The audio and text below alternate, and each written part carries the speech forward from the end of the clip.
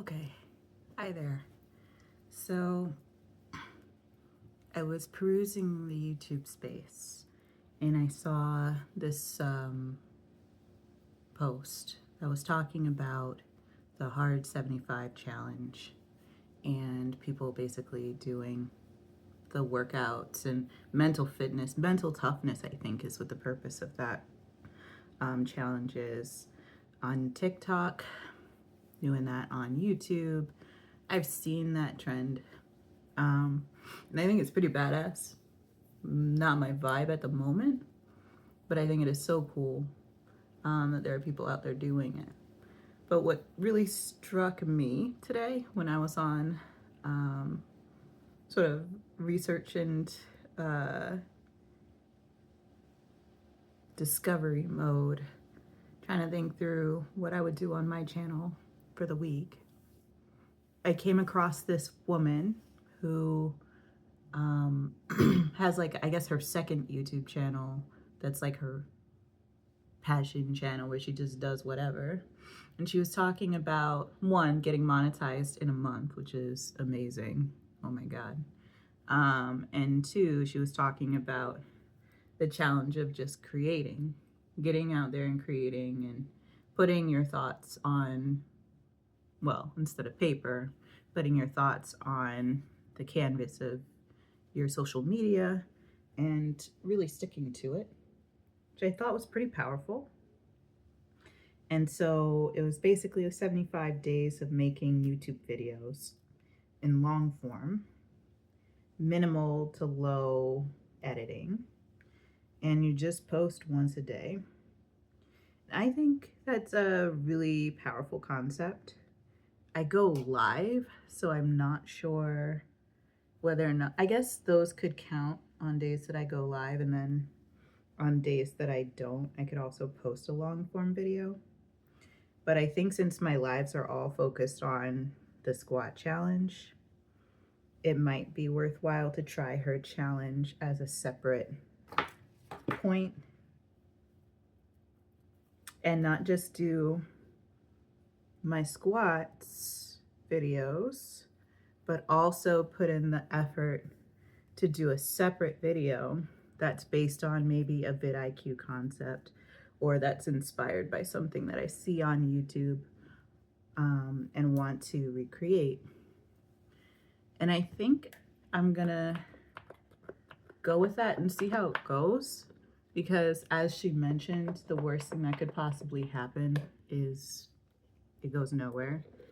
And alternatively, the worst thing that could happen is it does get picked up and you're not ready when it does, which is a problem that you face when you get there. Am I right? And it actually brought me to really thinking about, what it takes to recover postpartum, honestly. Because when we sign up to have children and to create our families, there's this narrative that we all kind of get used to that says something like, oh, this is what your body does, you're prepared for this, you can handle it, you'll know what to do, just listen to your instincts, it'll be okay, right? We're pretty used to hearing things like that when we're pregnant and leading up to the time to give birth. But I think the challenge to that messaging is, as ready as we may be internally to have a baby, and I'm gonna keep talking to you, but I gotta put a little water in this. As ready as we are internally to have a baby, and as prepared as we may feel,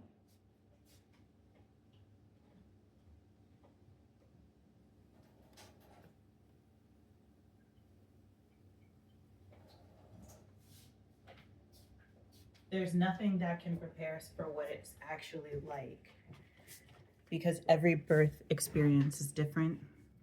Every child, every pregnancy, every labor, every delivery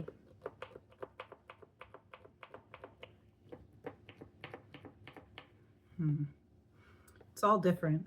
I wonder why this isn't working. Oh, there it goes. Got a little gunked up in there. There we go. But every labor is different. Every delivery is different. And there's no way to really know what it's going to be like for us until we're there, until we're in that moment.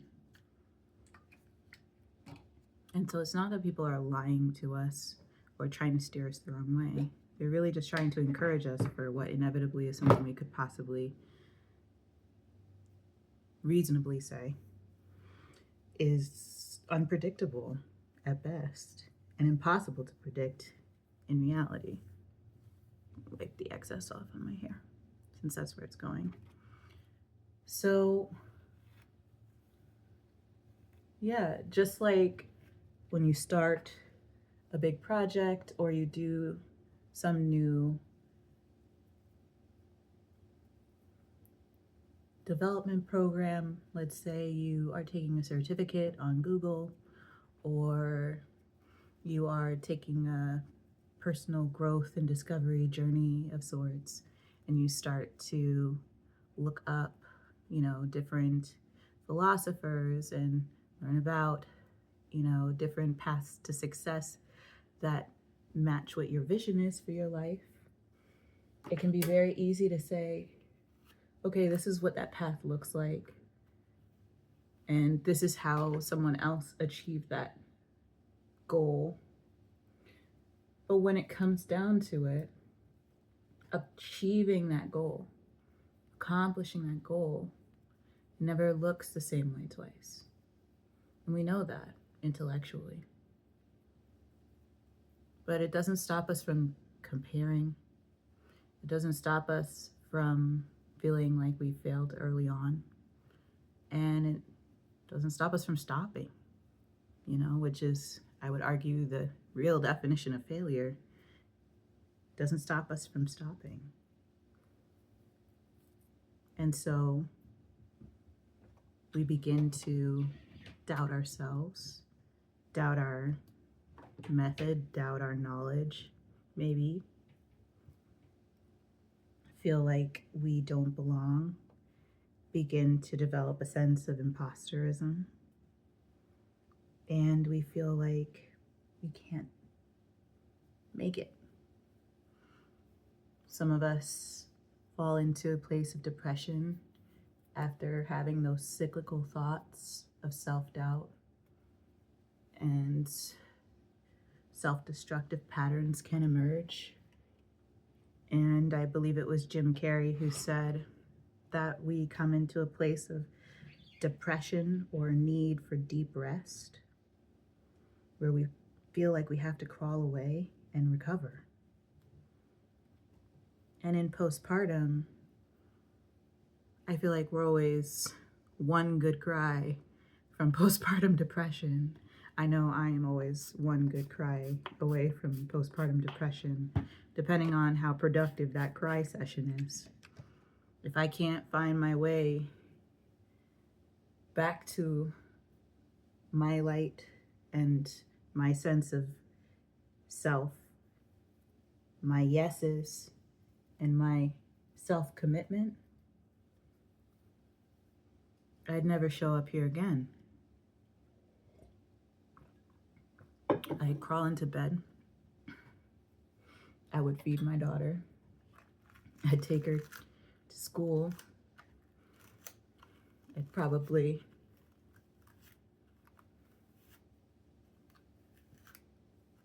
sell myself in a way into a work situation that could financially support us, but that didn't necessarily support my soul. Because what would be the point? What would be the purpose of putting my best self out there and being truly committed if I was ultimately just going to, I don't know, feel like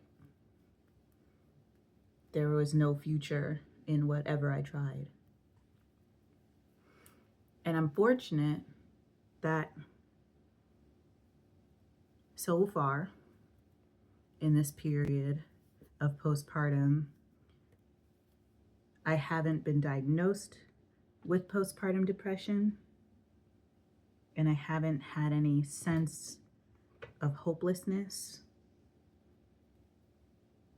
I haven't had any persistent chemical imbalances that would make it so that no matter what I do, that's how I feel, which is ultimately what depression medically is. And I'm grateful for that every day, because it means I have the opportunity to choose differently, simply because my body isn't requiring me to get help at this moment in an urgent way beyond what I can provide for myself. Now, will I be looking for support and mental health and all that? Absolutely, because it's key to long-term stability, and that's the name of the game here. As a mother who is a single and solo mom, that's the name of the game. But I know that I can put that on the list of priorities rather than it being the limiting factor for my life. But some of you who are here, you're in that place where it feels like it is the limiting factor for your life, because in many ways that's how it's operating. And as a person who has dealt with depression outside of the postpartum era, in my younger years especially, you're not alone. You're totally worthy. It is not a decision that you're making to be depressed. You're not going, oh, I don't want to do anything. You're not in a place where that's like an option to want what it is that you really want. The chemicals that predispose us to our sense of well-being in so many ways can be out of our control. When it comes to the fact that many of us also are breastfeeding, that goes doubly.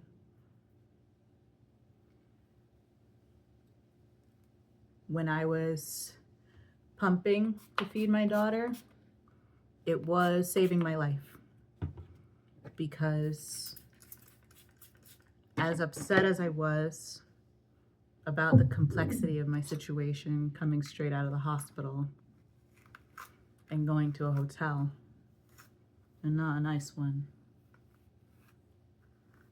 like one of the depressing long-term hotels that often doubles as a bit of a homeless shelter.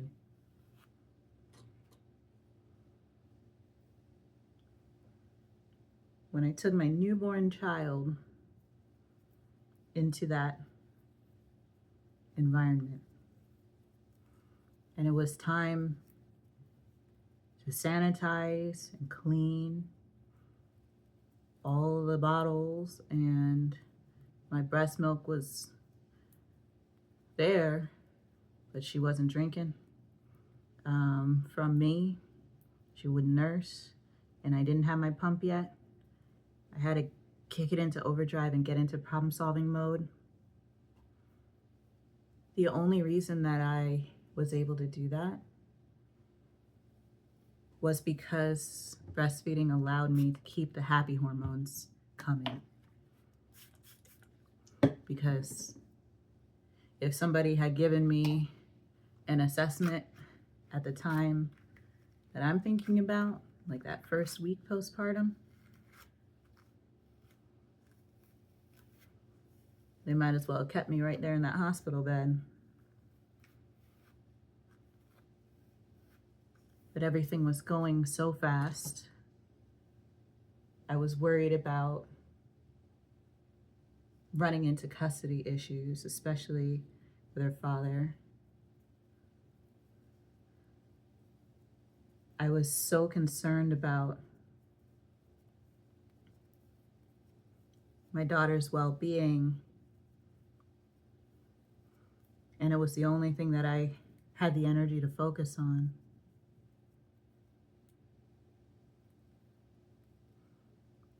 And so every time that I pumped, even though I felt like a cow, literally, I was hooked up to a machine 8 to 12 times a day.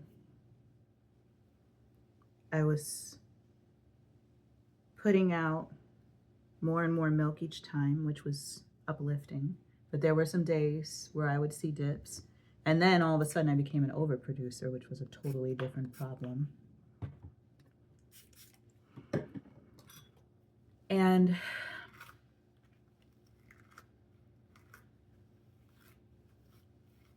I would look into my daughter's eyes, or look at her face if she was sleeping. I'd smell the top of her head. I'd close my eyes and remind myself that it was a temporary situation, that I was capable of solving this problem.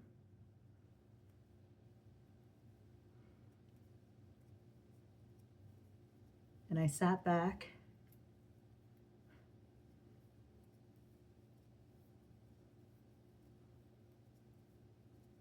I looked at her.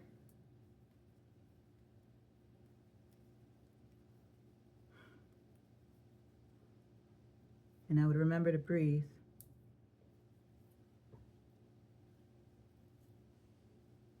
I would look at her. And I would remember I was going to be okay too.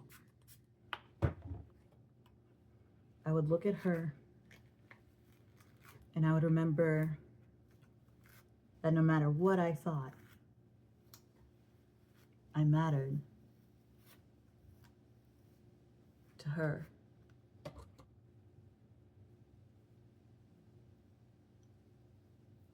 And I put the breast milk into the big jug. And I put that jug in the fridge. And I'd wash and sterilize the bottles as quietly as I could to keep her from waking up. I'd sterilize them in a pot of boiling water. Sit them on clean rags to dry. And I would tell myself, this was the challenge. This was the project. Nothing else would matter more. Giving up wasn't an option, and showing up was enough.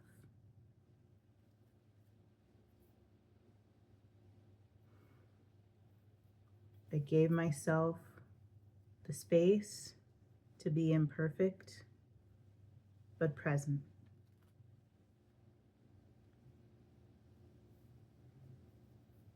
And I think that's the challenge of postpartum recovery. The challenge of postpartum recovery that no one told me. No one said to me, Sonia, you're gonna feel like you're doing everything wrong. You're gonna feel like you don't have any future options. You're gonna feel like this little life in the palm of your hand should be taken away from you to save it from your future failure.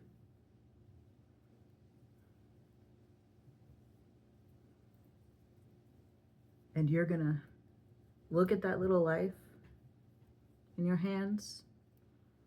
You're gonna look at yourself in the mirror. You're gonna hear those thoughts in your head. And the challenge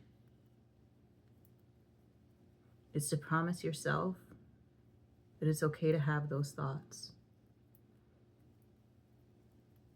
because it's a part of the process for some people. for people in a helpless and hopeless feeling situation, that is a part of the process. Even if you're healthy, and I was physically. But the health of my situation was abysmal, no matter how well I took care of myself. And I was eating, I was sleeping, I would get up and go outside and breathe fresh air just to make myself do it.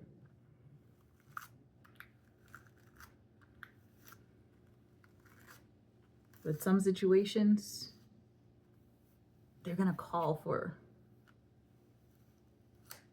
tears. They're gonna call for sadness. They're gonna call for it.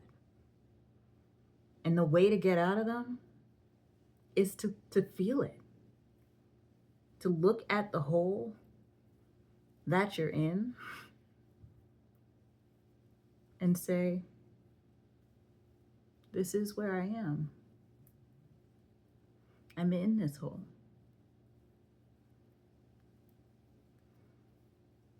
And I don't have to rush out. I have to take care of myself in this hole. We have to face it or fall.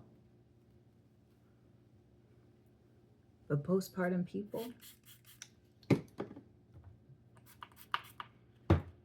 when we fall into a hole and realize there's further to fall, and we see the little one that we have, studies should be done about the kind of resilience that emerges in those situations. We talk about the super mom who lifts a car off of their child.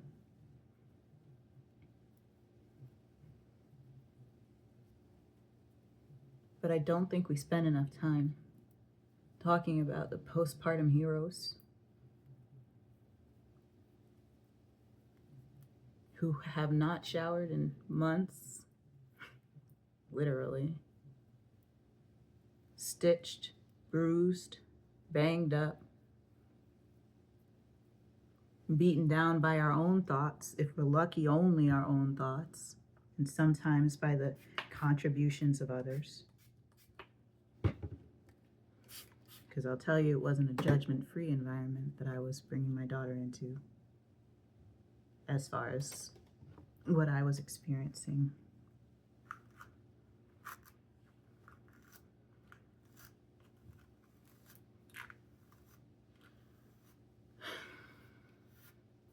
But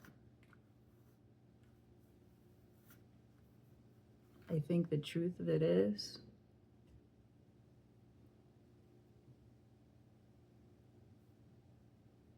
that resilience, when we find it, and I say when because I'm just faithful, when we find it, it's the foundation of what can later become, and by later it could be that same day, but that can then become postpartum joy.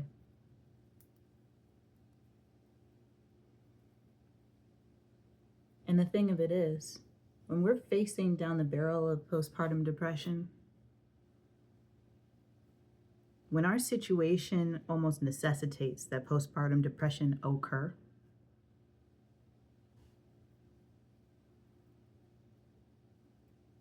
just like this challenge, this hard 75 challenge,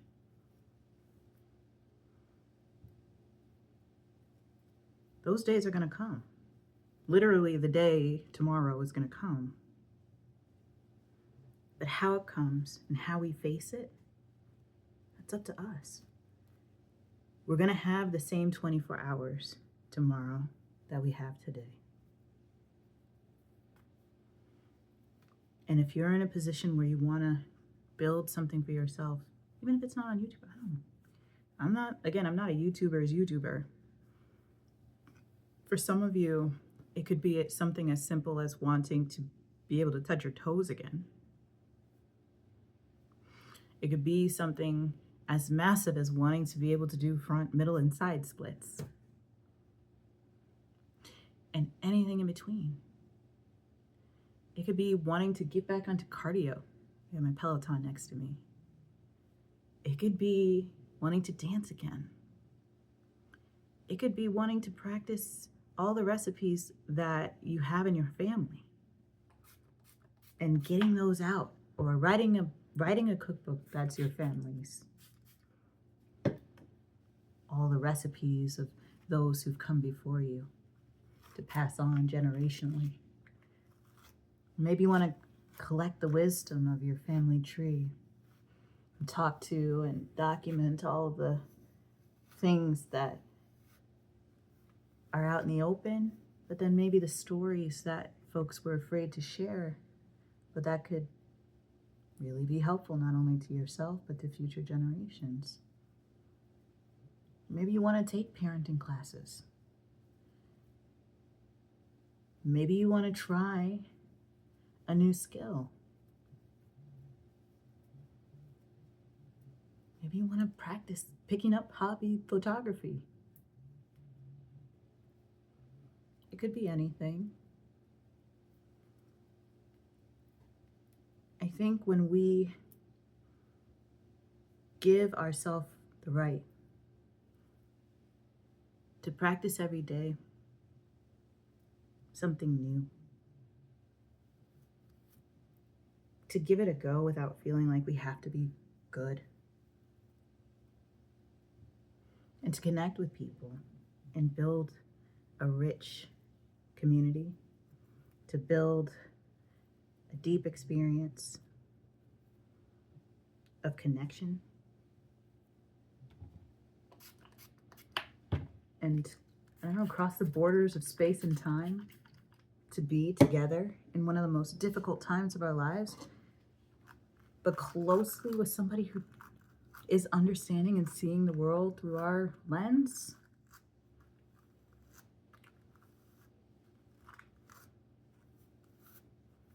I don't know.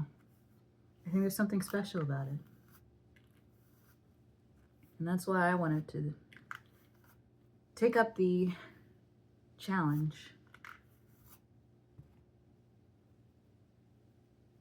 to get involved in the challenge and do this thing.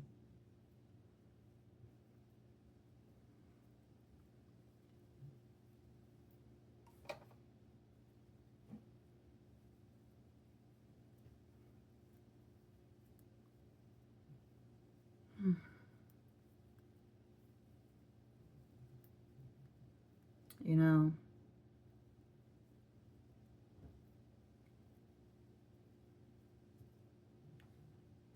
I haven't met you yet,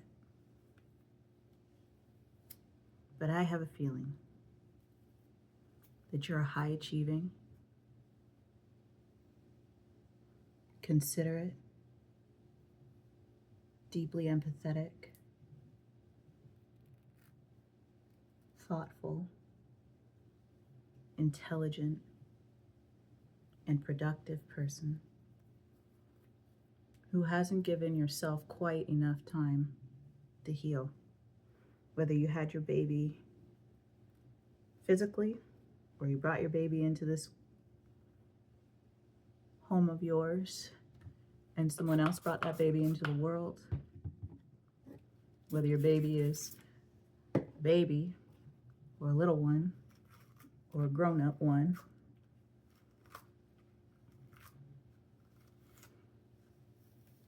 whether you're 6 days postpartum, 6 weeks, 6 months, or 6 years, I believe that you are someone who's given a lot to make sure that you are successful in the duty that was entrusted to you. And you're here, hopefully, because there's a duty that is entrusted to you that supersedes that. Yeah, I'm going to go ahead and say it.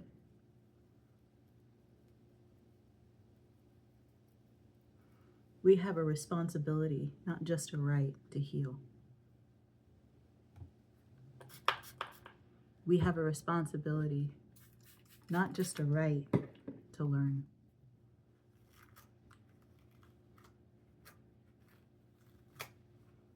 Our well-being as postpartum people is the foundation upon which the well-being of our children is built. And it is, as many of us already know,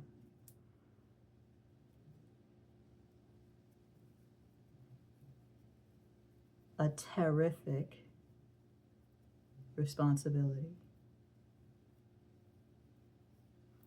with enormous weight and with incredible potential repercussions.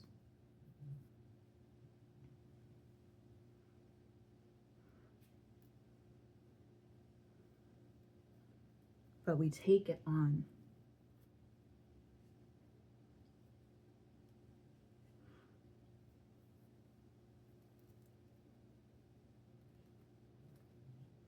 We take on the responsibility for our healing, in part for those, our children,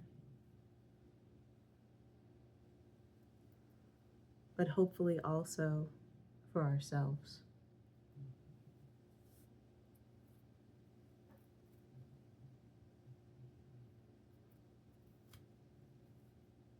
As much as they need us, we need us too.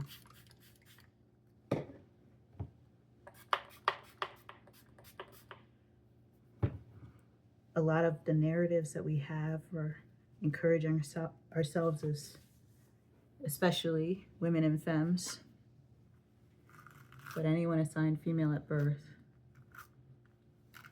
knows the narrative that we're here because, or we're important because we belong to someone else. You're someone's mother, someone's sister, someone's daughter. Even if you're not really someone's daughter. That's a different conversation for another day. But that's what we get. We get to be someone's, we don't get to be someone. And that needs to stop with us. You are. And that's enough. You are. And that counts. You are.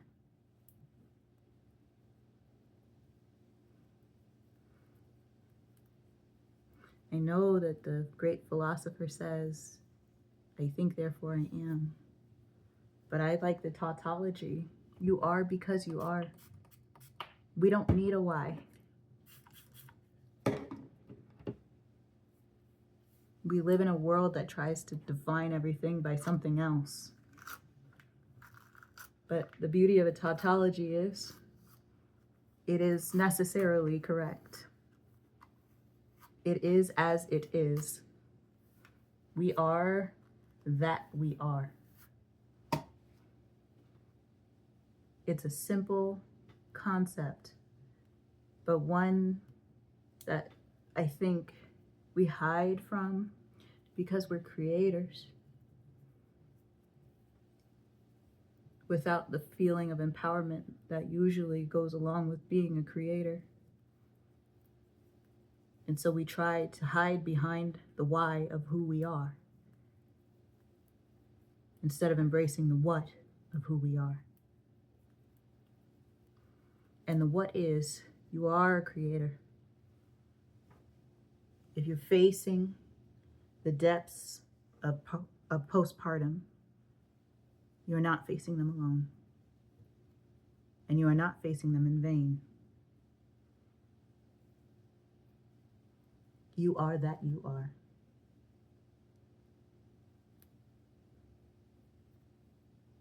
You are enough. You are completely set apart, wholly set apart.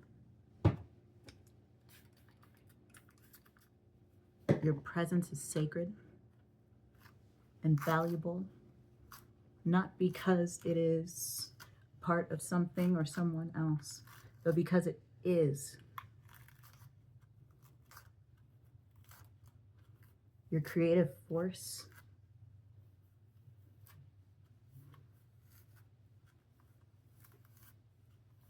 it's an outlet for all of the creative energy in the literal universe. And I know that sounds metaphorical and metaphysical and all that, but I'm serious and it's simply true. Everything that is someone's whole universe came from you. The upholding of that universe, if you're adoptive and a parent by love and choice,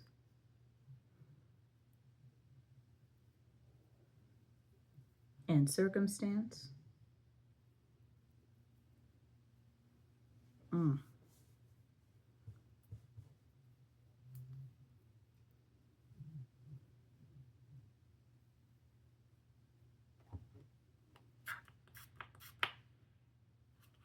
then you're more than just the house.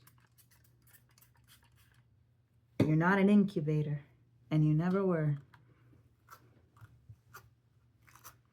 Your body is making life, sustaining life, upholding the quality of life.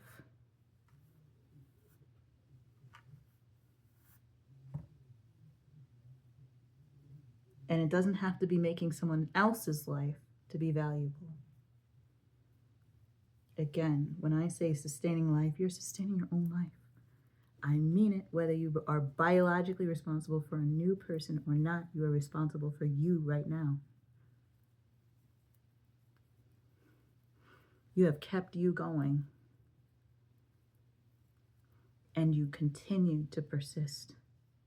You face what you face. You don't turn away. And even when you do, should you ever, you do not give up.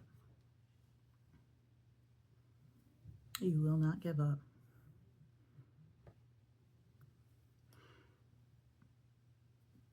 You surround yourself with people who love and understand you.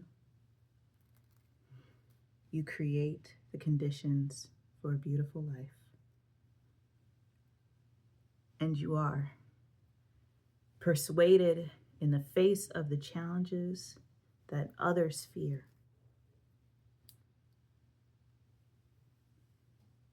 to not fade into the background, to not sink any further into the darkness, into the loneliness, into the isolation.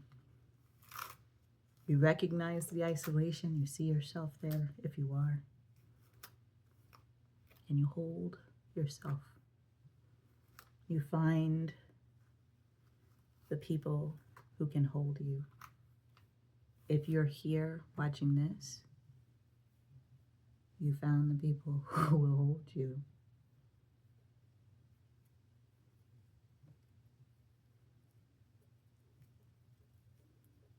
You've held on.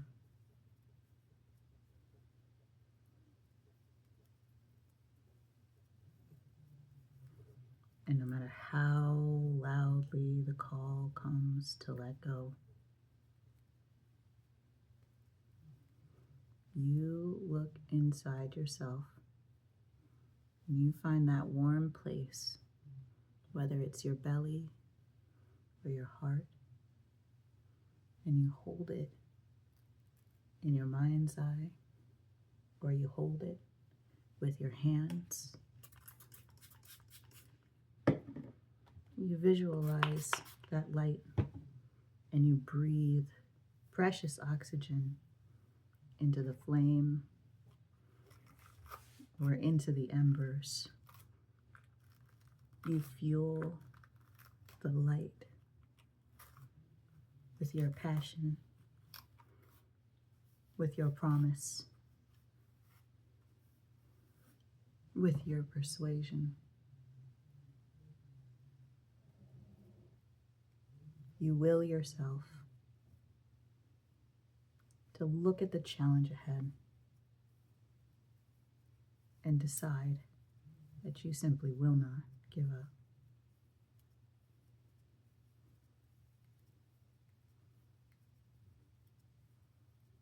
Yeah.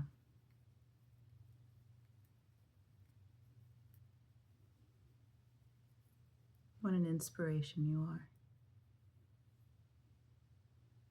What an absolute delight to know that we share the planet together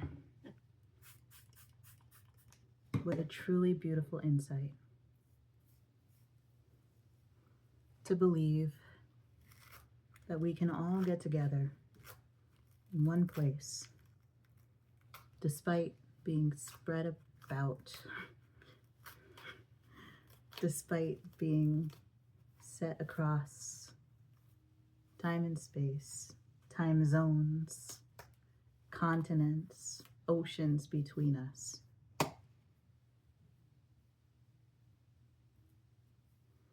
We can sit together, look at one another, and see home. What an absolutely delightful thought. And my last thought with this last twist. I have sincerely enjoyed this moment being with you, detangling my hair and thinking through a beautiful challenge. I think I'm going to go on and do it, because the worst thing that can happen is I run everyone away posting videos every day. And I've seen a lot of things discussed on YouTube, but I've never heard of someone being so present that YouTube was inclined to stop the magic. And best case scenario, we find each other. I think I'm willing to take the odds. So with that, thank you so much for being here. If you made it all the way to the end and you want to do this again, go ahead and subscribe so that you can spend more time together. We can talk about things that matter most to us and, yeah, build something beautiful.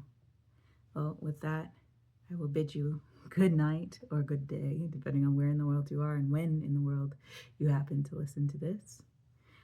But for now, wherever you are, however you are, I hope that you are safe, healthy, happy, and whole. Please take care of yourselves. I love you.